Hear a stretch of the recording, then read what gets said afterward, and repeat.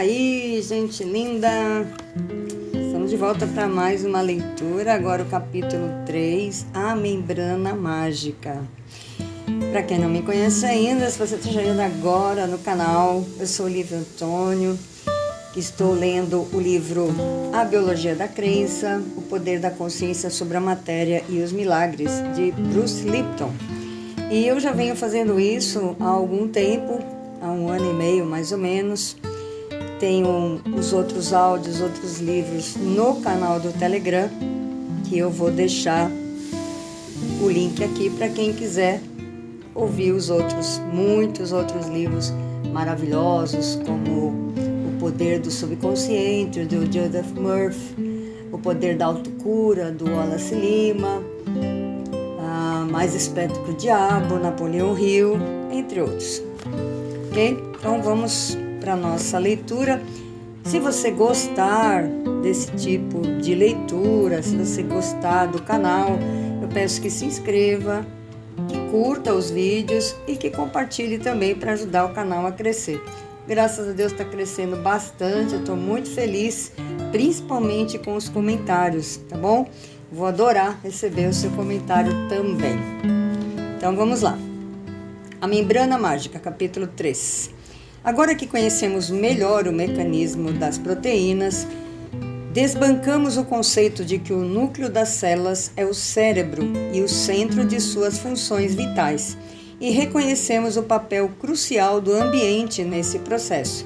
Estamos prontos para a parte mais interessante, aquela que vai dar todo o sentido em sua vida e mostrar como você pode modificá-la. Aí chegamos no ponto alto, do ponto crucial deste livro.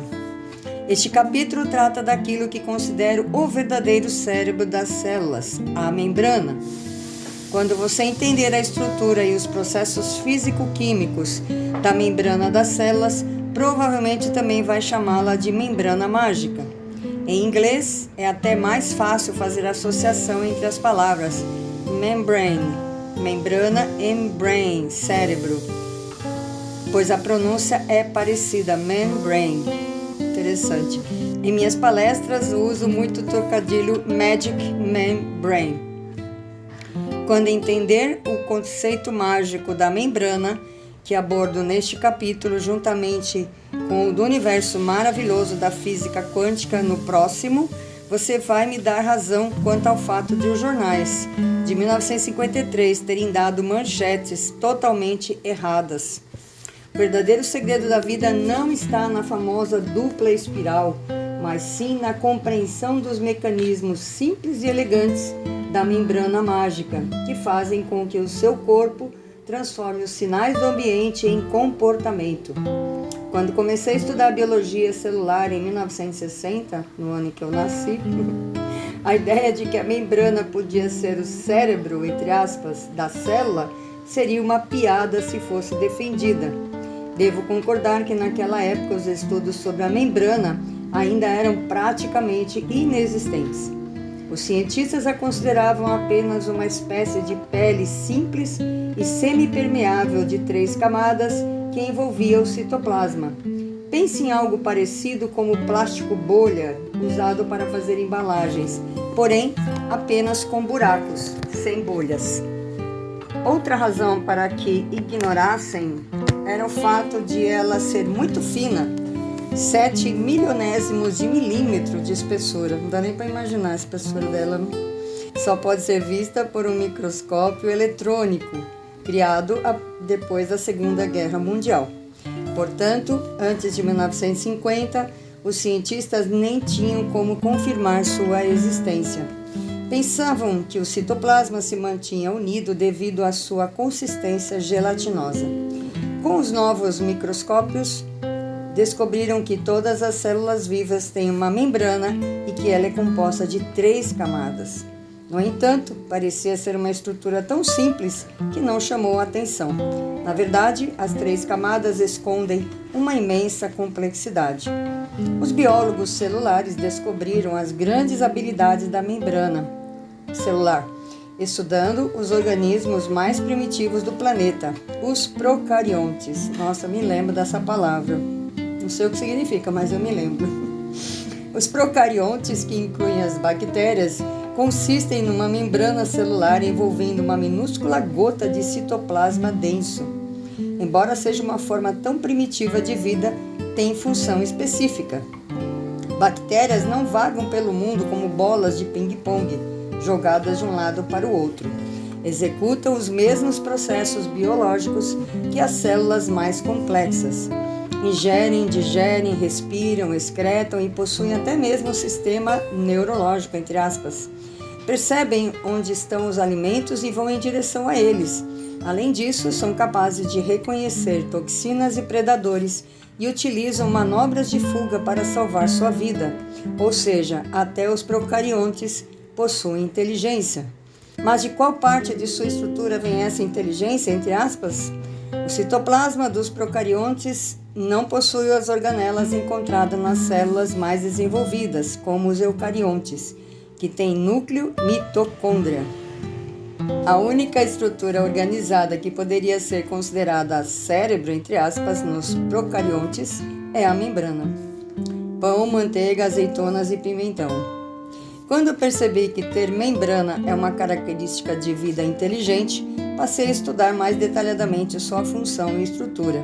Criei um lanchinho gostoso, entre parênteses, brincadeirinha, para ilustrar a estrutura básica de uma membrana celular. Na verdade, é um sanduíche simples de pão com manteiga, mas para tornar a analogia mais completa, resolvi adicionar azeitonas de dois tipos, as simples, furadas no meio, e as recheadas com pimentão. Quem sabe cozinhar, por favor, não faça cara feia. Essa guloseima já faz parte de meu curso. Quando não a menciono, meus alunos ou a plateia sentem até falta. Vejamos então como funciona a membrana de sanduíche, entre aspas. Faça um sanduíche simples de pão com manteiga, entre parênteses, sem azeitonas, para representar uma parte da membrana celular. Despeje sobre ele uma colher, entre parênteses, de chá de corante. E aqui temos duas ilustrações.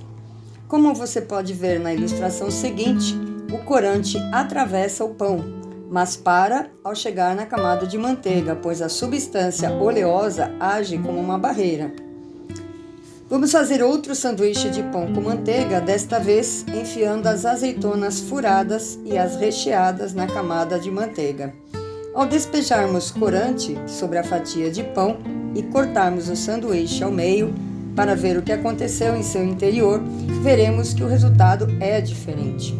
Quando o corante chega às azeitonas recheadas, para da mesma maneira que parou na manteiga, mas atravessa facilmente o furo das azeitonas sem recheio, passa para outra fatia de pão e desce até o prato. O prato representa o citoplasma da célula. Ao passar pela azeitona, o corante consegue atravessar a barreira de manteiga e chega ao outro lado da membrana, entre aspas. É importante que as moléculas consigam atravessar essa barreira. Usando ainda o exemplo do sanduíche, o corante representa o alimento que mantém as células vivas. Se a membrana fosse um sanduíche simples de pão com manteiga, o recheio formaria uma barreira intransponível que impediria a vasta gama de sinais de energia molecular que compõem o ambiente de atravessá-las e de interagir com elas. Morreriam então, pois não receberiam nutrientes.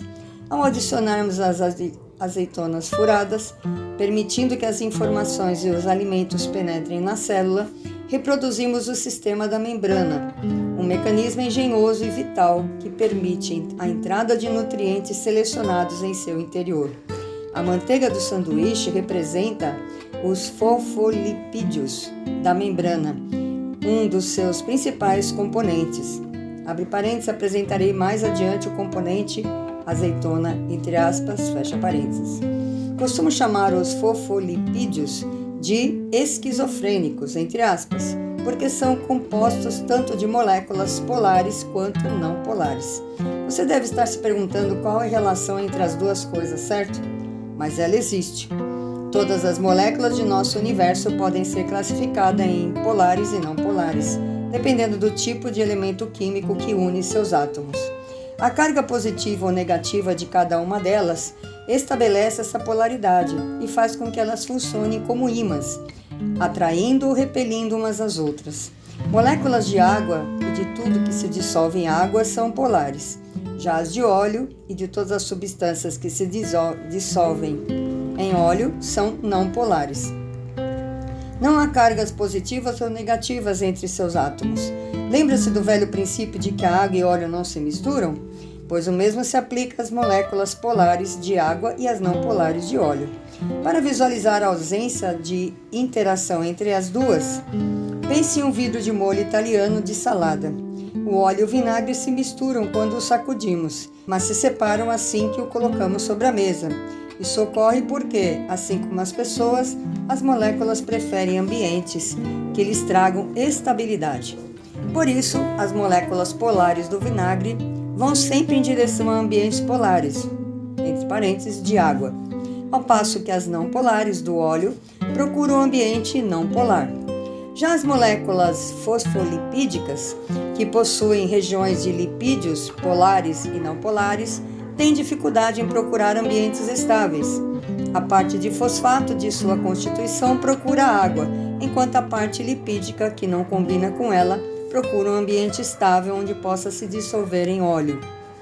A micrografia acima mostra a membrana da célula na superfície de uma célula humana. As camadas claras e escuras da membrana da célula são o resultado da organização das moléculas fosfolipídicas. Abre parênteses no lado interno, fecha parênteses. O centro mais claro equivale à manteiga do sanduíche. Representa a zona hidrofóbica formada pelas extremidades dos fosfolipídios.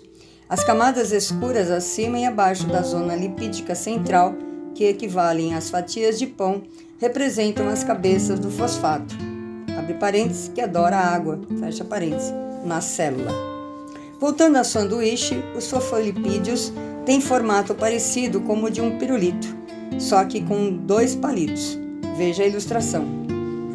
A parte redonda do pirulito tem cargas polares entre seus átomos e corresponde ao pão do nosso sanduíche. Já a parte dos 2 palitos não tem polaridade e corresponde à manteiga. Como essa manteiga, entre aspas, não tem polaridade, os átomos e moléculas com carga negativa ou positiva não passam por ela. Na verdade, esse centro lipídico funciona como isolante, o que evita que a célula seja bombardeada por todos os tipos de célula do ambiente ao seu redor. Mas a célula não sobreviveria se a membrana fosse igual à do sanduíche simples de pão com manteiga.